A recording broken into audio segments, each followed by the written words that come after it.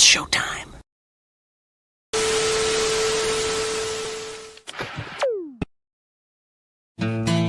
B-double-E-double-R-U-N, beer run. B-double-E-double-R-U-N, beer run. All we need is a 10 and a 5 or a car and a key and a sober driver. B-double-E-double-R-U-N, beer run.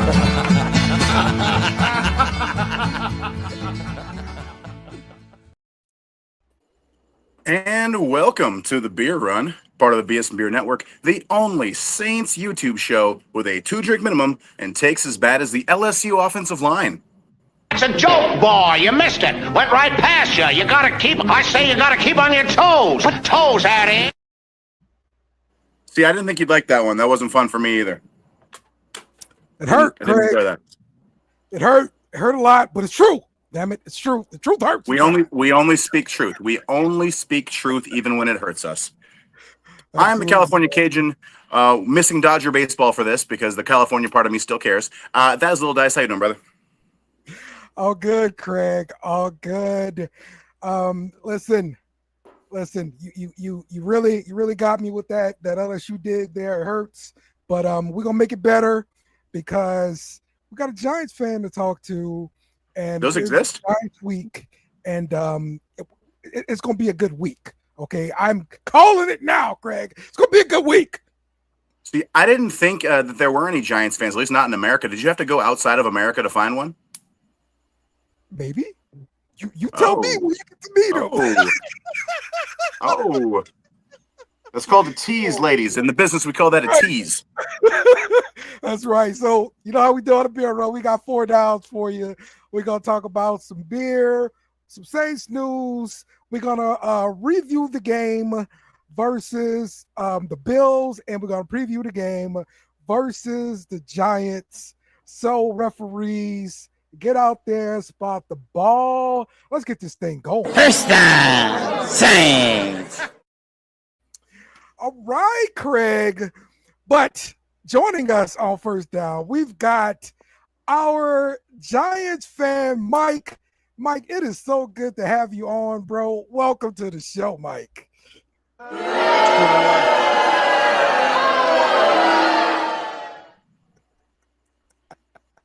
How you doing, Mike, man? I'm good, mate. I'm good. All right, so is that with that accent? That's that Brooklyn, classic New York with that accent. I'm imagining. Straight out of New Jersey, mate. There it is. There it is. Because they don't play in New York; they play in New Jersey. Very nice. Very nice.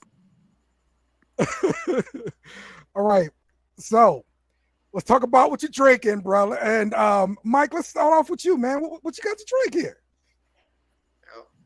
It's past my bedtime, mate, and I'm drinking this caffeine drink to keep myself going. Iron Brew. It's Scotland's national drink, fellas. There you go. There you go. Drink. Got you. Okay. Greg, what you drinking, bro?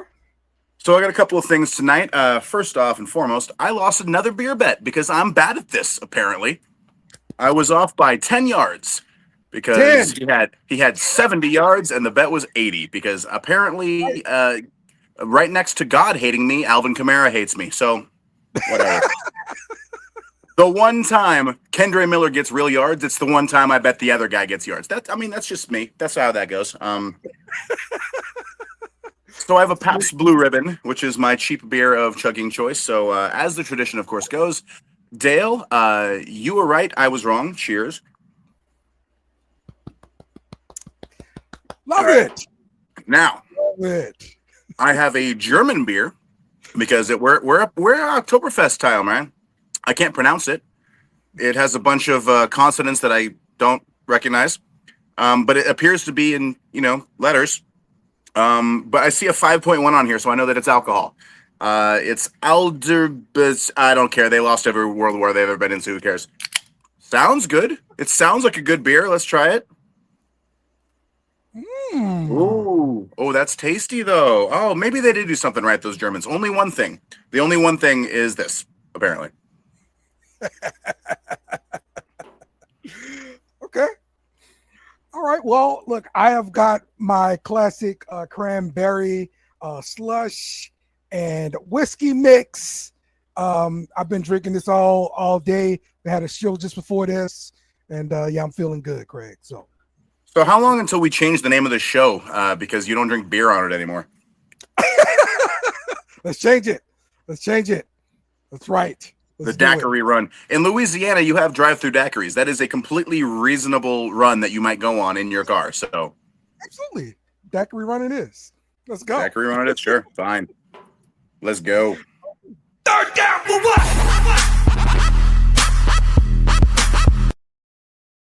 All right, Mike. It is your time. We are here to talk about the game versus the Giants. But first, you guys just got your first victory after starting your rookie quarterback. Look, talk to me about your win over the Chargers, Mike. So I picked the Chargers. I'm glad I was wrong. But it's like the football gods hate Giants fans because they give us this new shiny toy. Here's Jackson Dart. Here you go, fellas. And then the best player we have rips his knee up. So it's like, yeah, sake, what are you doing? So, but it's good to see the kid get a win. Didn't dominate. Game manager went out there, did what he had to do. I was pleased, and the defense stepped up, put pressure on Justin Herbert, especially after their offensive line fell into shambles. So it was brilliant to see. And Burns, Abdul Carter, Tibbs, they kind of stuck it to him a wee bit, and that's what saved the game for us was our defensive line. When did Joe Alt leave that game? First half, I think. Dang. Okay. Maybe in second quarter or something. Okay. Dale, you're confused. You're confused. O linemen don't matter, remember? So it doesn't matter that he got hurt. Who cares? It's fine. Fat guys don't matter, right? That's it, bro. All right, so let's talk a little bit about Jackson Dart. You see, he was the game manager. Threw a touchdown. He rushed for 54 yards. But was this the thing that y'all needed to actually get the win? So I don't know if you saw any of the game or not, but when he came out for his first series, the place went nuts. Most of the games I've seen the last few years, it's half Giants fans and half enemy. This place was a sea of blue, and the energy in the stadium was amazing. So everyone was just hyped, and he went down. He did what he had to do, and when he ran that touchdown in about 15 yards out, it's just you just had a different sense, a different feeling of what was about to come. And we could have lost the game. I still think people would have been, somewhat happy because it's all right, we finally got the QB that we've been missing since Eli Manning was about. Wow. Yeah. See, this is the effect of having to watch a crappy older quarterback. You guys had to watch Russell Wilson, and now no matter who came in, you're going to be excited about it. We had to watch Derek Carr, and now we're convincing ourselves that Spencer Rattler matters. He doesn't, but we've convinced ourselves that because we had to watch the other guy. We watched a lot of people on Sunday. It was pretty bad quarterback play. Spencer Rattler might not be as bad as we thought. That's all I'm saying. Oh, we're going to have a conversation about that. We're going to have a whole segment later about me shitting on Spencer Rattler. I'm tired of these Rattler stands, man. I can't do it. So the Giants defense forced 2 key turnovers with Justin Herbert getting picked off by Dexter Lawrence. I mean, that was insane. The big Dexter Lawrence, sexy Dexy, taking it to the house. That was a brilliant play. They were talking about it on the broadcast about how if you're not going to get to the QB, watch his eyes, put your hands up. And that's exactly what he did. And it just fell on him. And I'm watching that thing and I'm like, no, he's not going to get that in. And of all people to tackle him, it was the 1 yard line was the QB. Yeah. It was a good play. We still couldn't punch it in. We only ended up getting 3 points. Oh, snap. Okay. It was a brilliant play. I loved it. And then the second one, it was just a good play. I think it was Drew Phillips that got the INT. It was fun. The defense was kind of flying about. That still had some holes. Banks, I don't know what the hell he's doing. Like he might need to go, but just the defense did a good job. Yeah, like your defense, according to PFF, 4 out of the top 5 top graded defenders were your front 7 guys. And with you guys spending so many early draft resources on the front 7, isn't it nice to see some return on this investment now?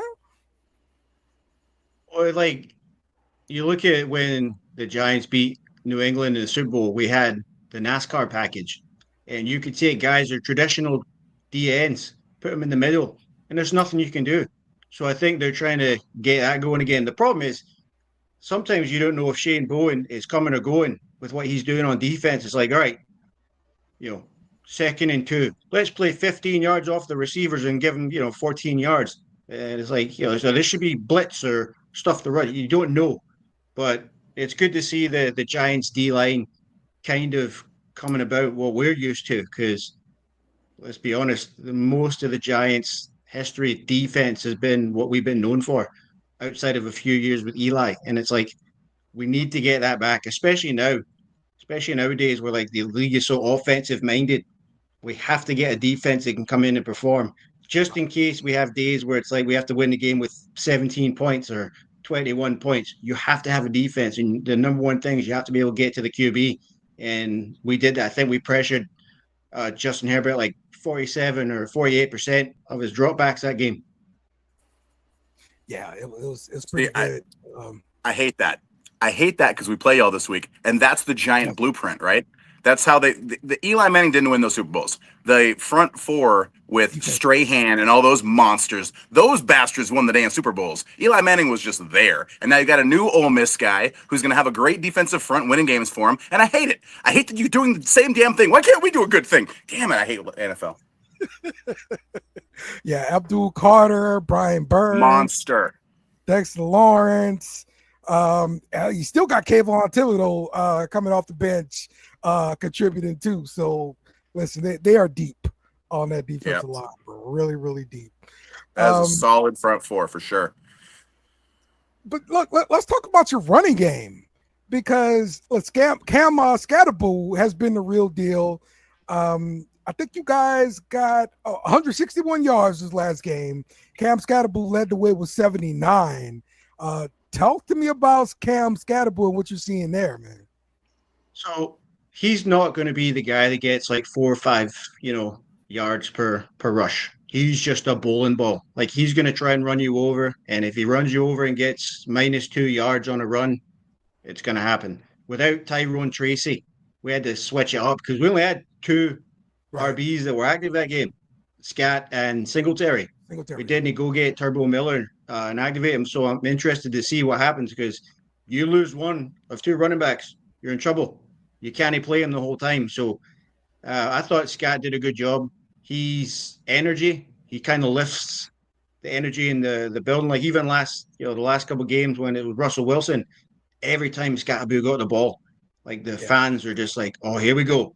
Here we go. He's going to run somebody over. They remember the college game where he went nuts and was just trucking people. So I thought he did well. Decent pass blocking. He got, he definitely saved Jackson Dart a few times on the blitz. I hope that he gets a few more chances to kind of break one open. I just want to see what it looks like in the open field. But he had a solid game. He's going to have his stumbles. He's a rookie.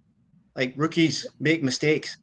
But I thought he did well, and I'd love to see, if Tyrone Tracy's out for another couple of weeks, I'd love to see us bring up Dante Turbo Miller, get that speed demon in there, and you kind of have a 3-headed monster. Okay. I hate that we're playing the Giants this week. There's so many players on the Giants I objectively love, and Scatterboo's definitely one of them. Man, he's so fun to watch. He's just a poster child for CTE. That dude is going to be retired in 2 years in a wheelchair, but God damn it, it's going to be fun until then. He is so fun to watch. All right, Mike, you got your rookie quarterback starting, and you guys are coming to the Superdome. How do you think he's going to perform on the road as a rookie? I don't know, like if he does the same thing, again, manage the game. Don't go out there trying to do what you're not capable of just now. So like the playbook is basic. go out there, RPO, use your legs. If the hamstring is fine, but just don't make mistakes. If he doesn't make mistakes and just, I'd say, between about 175 yards and 50 yards on the ground, a couple touchdowns, that's good enough. That is honestly good enough. He doesn't need to go out there and try and be, Peyton Manning or Tom Brady and none of that shit. Just don't make mistakes. Trust your running game. Trust the defense. And it's probably going to work out in his favor. Okay. All right. It's prediction time. I need a score. And tell me your expectations for this game. How you think it's going to play out? So, as in the last few years, every time we do something good, something really bad happens after. And I'm looking, it's like, oh, Spencer Rattler's 0-10 in his career, and the Giants are 1-point favorites, and they're coming off a win, and they got this shiny new toy in the QB. It gives me a wee bit of pause in my belly. I'm like, I really, really want to get behind him and like, oh, we're going to go out there and kick somebody's arse. And I'm cautiously optimistic. I still think we're going to win because I think the Saints are kind of march for arch or whatever it is, whatever QB, the bus for Nuss or whatever it is you guys want to do. Not on this show. We're not going to talk about Nuss right now. I'm going to get upset. We're not doing that right now. Absolutely not. But I'll say the Giants will make just enough mistakes on defense to let Spencer Rattler stay in the game. But I'll probably say like 24-17 Giants. And that's me being cautiously optimistic. There we go. All right. One last question before I let you go, Mike. Are you guys the best team that plays in MetLife Stadium? Absolutely. Absolutely. Like those other spastics in green, they don't count. Right? They're not even our rival. Like it's like Mets Yankees. Everyone knows the Yankees are the OGs. The Mets got their one title back in the day. All right, it was fun. It was cute to watch. Now go away. Like honest to God, go away. I love it. Fun story. Do you know why the Mets colors are orange and blue? No. So in New York, they had three teams. They had the Yankees, the Dodgers, and the Giants were all there. The Giants and Dodgers both left. And to replace them, they created the Mets, who had orange from the Giants and blue from the Dodgers. They're a reject knockoff. They're not even a real team. Wow. Okay, that's pretty good facts there. Love it. Y'all learning stuff tonight, huh? You didn't expect that. There you go. All right, Mike. Do appreciate you joining us for the beer run. We do not wish you luck this weekend. We need a dub. And you guys just need to give it to us. There you go. Like I said, something bad's going to happen. Like, it's like the football gods are like, nope, should have been quicker. Oh, should have been quicker. So, like, I could see us losing this game just the same way I could see, you losing it. Like, you played Buffalo pretty well. Although, you played them tight for most of the game. You did well. And this is the game where, like, Alvin Kamara is going to have, like, 15 catches for 95 yards and 2 titties and 102 yards rushing. He's going to just dominate, and we're not going to be able to stop him. So it'll be fun, though. From your lips to God's ear. Let's do it. All right. Appreciate you again, Mike. Thank you for joining. Have a good night, lads. All right. Second down.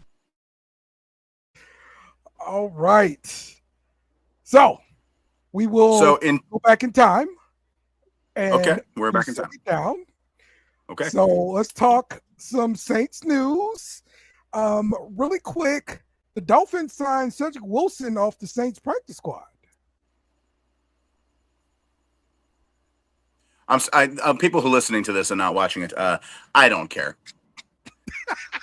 We were trading for receivers. We were picking guys up off of other people's practice squad. Clearly, the team didn't care about Cedric Wilson, so why do I have to care about him right now?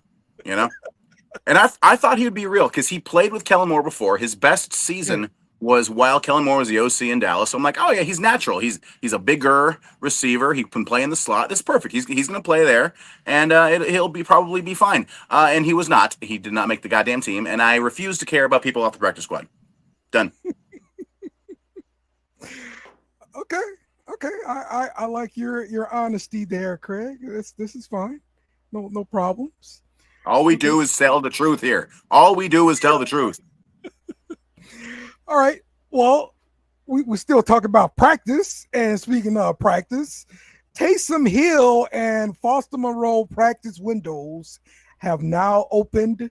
Do not expect to see them this weekend, but or next weekend, or the weekend after. The window is open.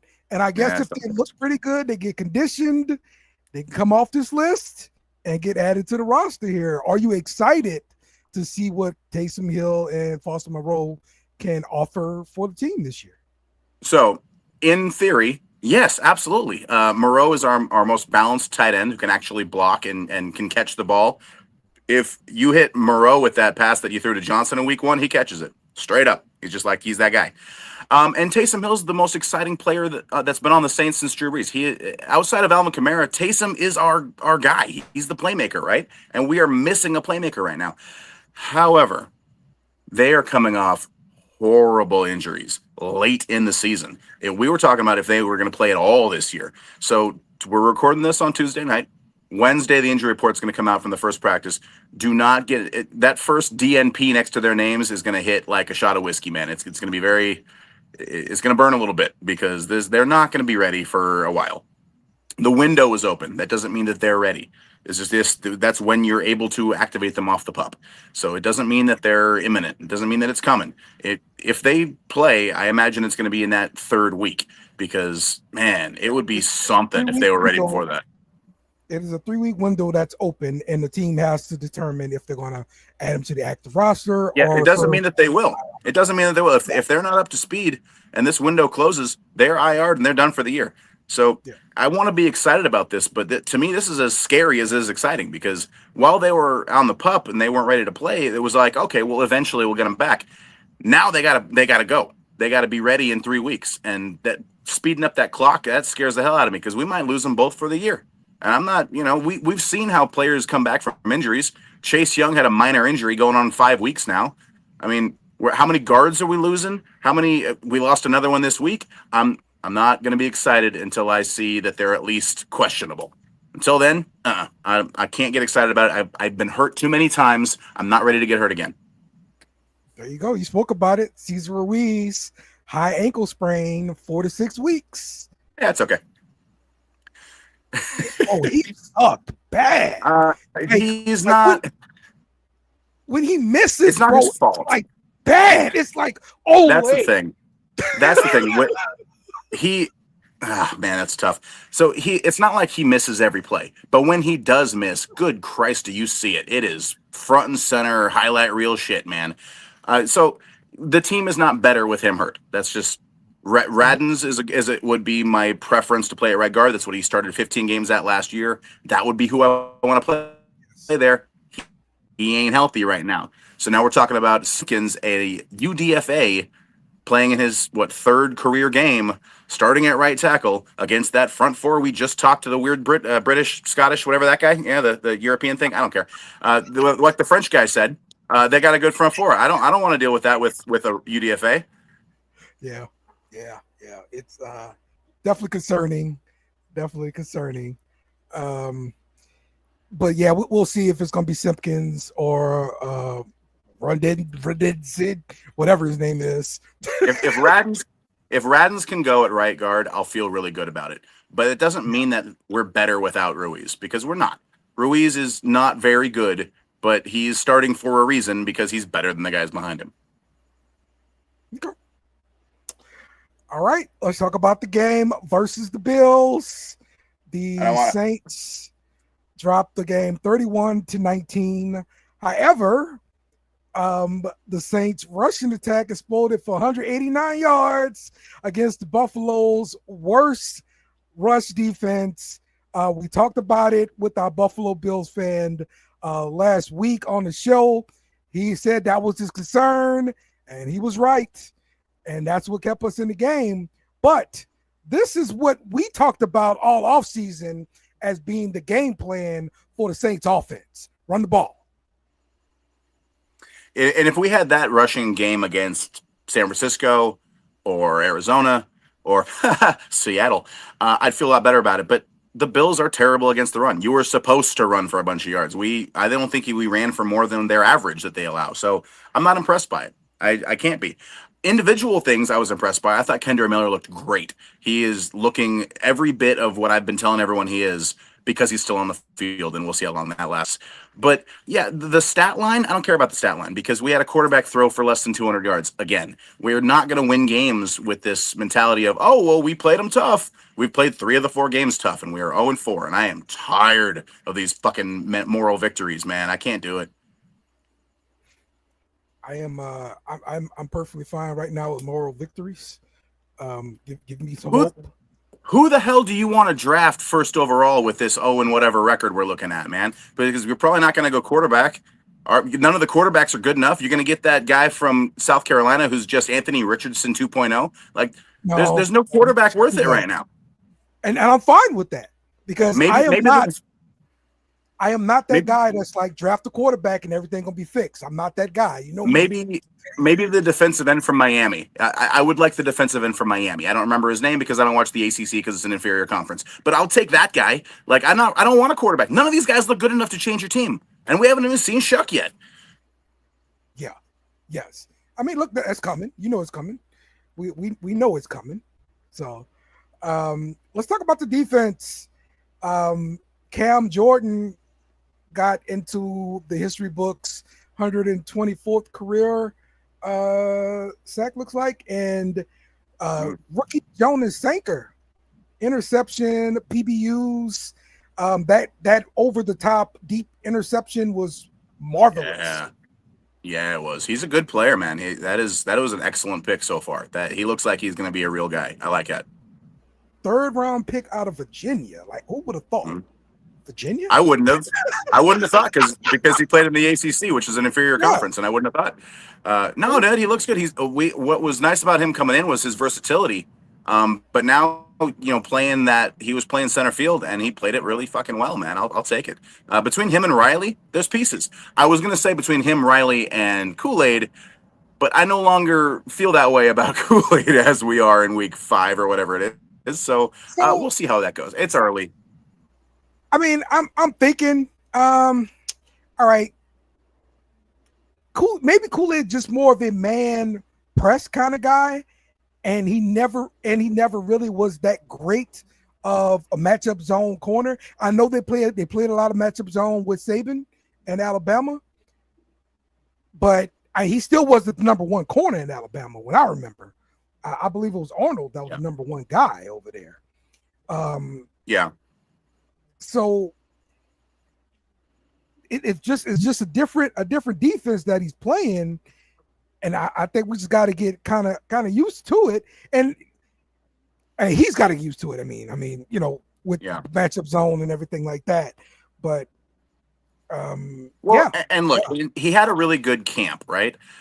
Which I am not. I want to throw that out because he was playing against Rattler and Shuck in camp, and clearly those aren't the guys. But you assume that he did okay. We supposedly have good receivers, so I'm not ready to throw out his whole season because he had a rough 4 weeks. It happens. 2017 we're a really good team, and the first 2 weeks we gave up like 900 yards in those 2 games combined. So like I get it. There's time to improve. It's not like we were going to make the playoffs this year anyway, but you got to figure it out quick. Every team's got a number 1 except the Giants. The Giants number 1 got hurt, so if this is the week he locks somebody down, this is the week he does it. Yes, absolutely. You better lock down Darius Slayton, bro. All right. Is Darius Slayton still playing football? Good Lord. Yeah. I don't even know if he's old. I just feel like I've heard that name forever. Yeah. It's an old name. Darling. Fantasy. Oh, God. I can't talk about. All right. Let me tell y'all something right here. I hate fantasy football. I hate it. I hate it. I mean, Wan'Dale Robinson, another fantasy darling. I despise fantasy football. I am in 4 leagues because I am dragged into it by people who do not love me. In all 4 of those leagues, I have 2 players on each team. On the same 2 guys are on all 4 of those teams: Joe Burrow and Malik Neighbors. The NFL hates me. Damn. So you're the reason they got hurt. I see. Yeah. Okay. Yeah. Yep. There it is. Yep. No. MetLife Stadium is killing all these people's careers. Fix the damn field. Yeah, really. Let's talk about the penalties from the Saints. We keep committing penalties that, inopportune times there. I'm thinking about the roughing the kicker. I'm thinking about the Philly special. I'm thinking about all these things we fail in just because, we should be able to do it because we've got that offensive coordinator from Philadelphia. We should be able to run their stuff because we got that coordinator. We can't run their stuff. Yeah, Philadelphia had their offensive coordinator, and they also had Philadelphia's offensive line. Let's keep in mind. As much as I hate Jalen Hurts as a passer, he's still a better quarterback than we have right now because he runs the offense, and that's the quarterback's job. So yeah, it was never going to be a plug and play thing. It's frustrating because that Philly special is the one that irks me the most because we were running the goddamn ball, and inside the red zone especially, Kendra Miller looked like a monster. Feed Kendra Miller. Feed him. Oh man. Run the down ball. Y'all see that? I just caught a mosquito. I just caught a mosquito with nothing but rage in my left hand. Golly. Let's look at the top 5 from offense and defense according to PFF grades. Kendra Miller, number 1. Spencer Rattler, number 2. Calvin Banks, number 3. Cesar Ruiz, number 4. And Eric McCoy, number 5. And on defense, Jonas Sanker, Carl Granderson, Terrell Burgess, Justin Reed, and Chris Rumpf. Chris Rumpf has been on here multiple times. Yeah, the problem is that he's been on these lists compiled by a bunch of computer nerds and not football guys, but it's fine. But the Rattler number 2 on there is one of the things that make me want to throw up PFF grades because Spencer Rattler was fine, but he's missing open guys. This is the 4th week in a row. There were open dudes in the end zone that would have either put us ahead or got it within a 1 touchdown game, and he's either not seeing them or he's missing them or he's not pulling the trigger. He's not the guy, guys. I know you all love Rattler, and it's a cool name, and I don't think anybody's saying he's the guy. Who's saying he's the guy? You don't spend enough time on Twitter, man, because every time I go on Twitter, it's a bunch of guys fighting over how don't even Shuck sucks. Like a Rattler just needs a better chance. Like you don't even give the other guy a chance. And you say he sucks. Like I 0-10. 0-10 is a rough stack. Is a lot of last year. Everybody was hurt. And this year, you can say we have a weak roster, whatever. Derek Carr won games with this roster last year. This is not a worse roster than it was last year. And we won 5 games last year, and we're on pace to win a whole big old donut of them right now. So everyone who wants to tell me how bad this roster is, it's better than it was last year. Well, listen, I still look at the pressure that Spencer Rattler is experiencing under pressure like 42% of the time, only kept clean 56% of the time or something like that. It's not good. It's not what you want, especially with having that money, resources into your offensive line. I get we got injuries now, but that's every year. So we got to protect the quarterback. But the injuries can't be as bad as they were last year. There's no way, right? It's just they're not going to be as bad as they were last year. No way. It can't happen. No way. Look,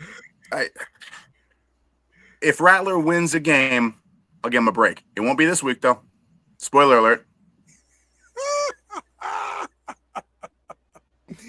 Oh, my gosh. Okay, well, let's talk about your actual picks here, Craig. Let's talk about that before we get into 4th down. Let's look at the standings for our pick'em, and let's see where we are. I am number 11 here with 22 correct. I'm looking for you, Craig. Where is he? Yeah. We can skip this part. You came back to earth, Craig. I'm killing it in the college picks. I'm killing the college picks. I am exactly as bad as everyone expects me to be in the NFL ones. Okay. I pick with my heart, Dale. I pick with my heart, and my heart is stupid. I see. And probably clogged. I see. I got you. All right, let's get to fourth down. They're going to go for it here on fourth down. All right. This is where we make our beer bet and we predict the game. So before we go on, I want to talk about how we had the brave Scottishman in the Highlands who's got the face painted blue. He's got his claymore, and just like the history of the Scots, he's going to fight and he's going to be brave and he's going to lose to the English like they always did. And that's why all the Braveheart movie is bullshit, because he loses, all right? Sorry, Scotland, but you didn't send your best to this show, and I'm going to talk smack about him. Didn't know what the hell he was talking about. I couldn't even understand half of it. I don't know what country that was from. Scotland? Do we say, is that a country? Is it part of the UK? Is the UK a thing? Is that Britain? Is that England? I don't know. Get your shit together, England. I don't know. I don't know how that works. I don't know how that works. So they may take our lives, but they're not going to win in the Superdome or whatever the hell they say. I don't know. I didn't watch the movie. All right. So we bet AK the last time. What do you wanna come up with this time? Well, I don't feel good about this, man, because like he said, is when they did something good, they come back to earth. We played 2 tough games and then got smoked in Seattle. And then this last week, we cleaned up the penalties a little bit. We were more disciplined. We didn't make the same mistakes, didn't turn the ball over, played a good game and still lost by 12. I don't think this is a good matchup with that front four. I don't think they're going to score a lot on us because I think Dart's he's Ole Miss quarterback. What are they going to, what? Archie? I don't care. So they don't have a good receiver. Their running back is a 5'5" crayon eating dummy. It's fine. I think the offense will be fine, but they might score 17. That might be enough. I don't like us blocking this front. Penning is not a good pass blocker. He's starting for the second game, and we're going to have a backup at right guard, and Fuaga's been banged up, and Banks is a rookie, and McCoy can't do it all on his own. And we haven't been able to run the ball against anyone except for Buffalo. So I don't feel great about it, man. I have no reason to feel good about it. What have they done to make me feel good about it yet? Roll Spencer Rattler out of there again. Why don't you? God bless it, fucking mosquitoes. Well, yep, we're definitely going to roll Spencer Rattler out there this time around. What about we focus on Chris Olave? How about that? Chris Olave. Oh no. Why? You want to get him concussed? You trying to kill him? We need a bet here, Craig. Come on. Let's. You know what we should do? We should throw an end around to him and have him throw a pass to our quarterback. That would be a good use of a wide receiver, right? That's what they do. Wide receivers throw passes. That's what they're good at. How about I've got Shaheed with more receptions than Chris Olave. Ooh, I don't believe in Olave, so betting on him just feels dirty to me. Oh man. Okay, yeah, sure. All right. I hate this. Okay, yeah. I predict that Olave will have as many or more receptions than Shaheed. Okay. All right. I hate that. I hate that at all. I don't. Oh God. Ugh.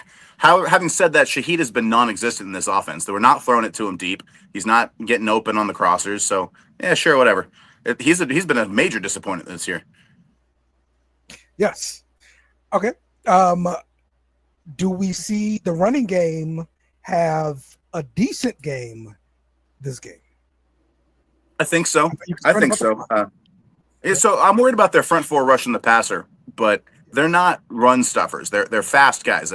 From Abdul Carter down the line, they're really good pass rushers, but they're good pass rushers. So they're tall and they're long and they're lighter and they're quick, and you can bully those guys sometimes. So I'm not saying we're going to like dominate them and run for 180 yards like last week or whatever like that, but we should be able to run the ball. I think so. Yes. That's what I'm hoping for here. Just looking at PFF with their run grade defense of the Giants last week, their top 5 people were linebackers and the nose tackle. So that must be nice to have a good run stuffing nose tackle. I wish ours was good at that.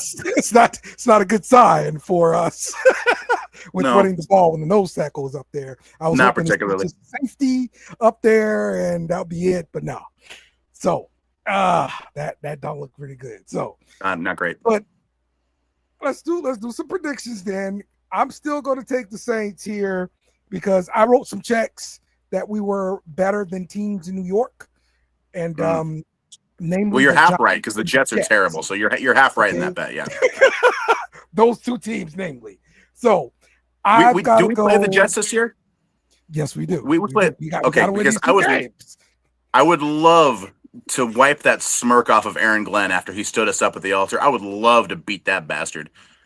I'm not going to coach in New Orleans. I'm going to go to the Jets. That history of winning. Fuck off, Aaron Glenn. Jesus Christ. Yeah, just go look at the previous 5 guys. That's all you got to do. No longevity. The last time they had a real franchise quarterback was Mark Sanchez, who beat me in high school. So that's how long ago he played. Wow, you played against Mark Sanchez in high school. Okay. He beat me 50-20 when he was at Mission Viejo. I don't have to talk about it if you don't want me to, because I don't want to. That's great. Okay. All right. I'm saying my prediction is going to be Saints 20, Giants 13. Oof. Well, that's ugly. That would be a stressful watch. That'll be a stressful watch. I think the wheels kind of come off, man. I think we're finally going to see Rattler turn the ball over. And I don't want that to happen. I want Rattler to be good. I talk a lot of shit on this show because it's funnier when I'm mean and nasty. But like, it's not that I don't believe in him. I don't know that he's the guy. He doesn't have enough pieces around him. The O-line is what it is. I think the wheels come off, man. I think it's going to be a very similar score to last week, but it might not feel as close. So I'm thinking it's going to be 31-16.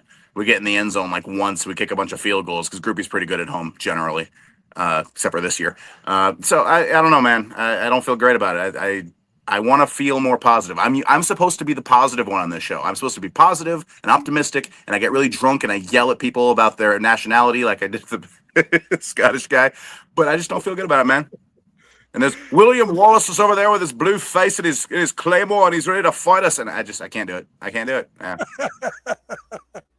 All right. Last question here, just to wrap this thing up. We had a tie this past week with the Packers and the Cowboys. So people were thinking about different ways the NFL could eliminate ties. Somebody came up with a kicker duel. Would you be in favor of that versus the tie? A kicker duel? You want to make a game come down to the smallest, least important people on the team? No, I vote no. If I have a ballot, I am voting no on the kicker duel. I would be okay with the college rule. I liked the sudden death overtime personally, but the only two American sports that end in a tie are like T-ball and the NFL, and that makes no fucking sense, man. You shouldn't play for that long and have those little injuries and beat up and blood and sweat and tears and all this money on the line. And, oh, well, everybody tried hard. We'll call it a draw. No, figure something out, NFL. You can't just do overtime after overtime forever because it's the NFL and people are going to get hurt. Like, it's a safety thing. At a certain point, you can't just keep playing. But, man, ties are just that is a whole 10 minutes for nothing. You talking about a tie in the NFL is you're at the bar, you're having drinks, you meet an absolute dime, and you get her home and you realize I drank a little too much and it ain't working anymore. That's what a tie is. And you call her a cab and you stand walking out the window going, God damn it, I shouldn't have drank so much, because that's what a tie is. Yeah. Look, I would be definitely set against a kicker duel. I want to eliminate kicking. Like altogether, like honestly. Okay, all right, calm down. There's a place for little people to still have big league dreams, and that place is kicker. So it's fine. I can't stand it. Can't stand it. So okay. We should have Blake Groupie line up at like defensive end for a play, just so that he has a better appreciation for actual football players. Yeah, exactly. I would much prefer the college rule. I probably would just do the whole 2-point conversion thing because it would be less plays. and it'll be quicker. So that's what I'd probably do with it. Having said that, as an LSU fan, the college rule can be very frustrating when the officiating is bad, like against A&M a few years ago. And if you're not familiar with that, didn't we score 72 points and lose? Is that how that went? Pretty much. Yeah, that's not fun. That's not a fun thing. No, not fun. Not a good time. Absolutely. I agree with that. Mm-hmm. Okay. Yeah. All right, that's going to wrap it up for us here on the Beer Run, man. Sometimes we do this show and it's really fun, and sometimes I just get angry and make fun of Europeans, which is fine. Shout out to you, Mike. We appreciate you for joining. No, all love. I love all the little they're arse and stuff. Oh, that's so fun. Is there a more charming accent than Scottish? I swear, it's just I want to give him a big hug. It's adorable. Next time we're gonna find some Americans though. To be fair, it's American football. When I got him, you found a guy who's talking to football and he was Scottish. I was like, man, does he know that this is American football? We're not kicking it. It's fine. I love Mike, bro. For the entire BS and Beer Network, for the other shows on Sports Talk with Friends, I am the California Cajun. That is Little Dice. Have a beer. It's on us. Remember to follow us on social media at BS and Beer Media. Also, smash the like button on YouTube and share with friends.